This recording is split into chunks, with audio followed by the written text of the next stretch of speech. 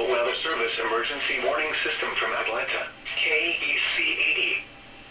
This test is conducted at approximately 11:30 each Wednesday morning, weather permitting. If this had been an actual emergency weather situation, the warning alarm would have been followed by an actual watch or warning. Reception of this broadcast and the warning alarm will vary at any given location. This variability, normally more noticeable at greater distances from the transmitter, will occur even if you are using a quality receiver in perfect working order. To provide the most consistent warning service possible, the warning alarm will normally be activated for warnings in selected watches within a 40-mile radius of your transmitter.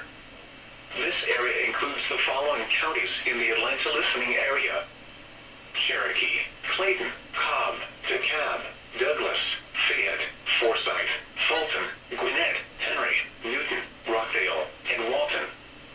This concludes the weekly test of the warning alarm system. We now return to our normal weather broadcasting.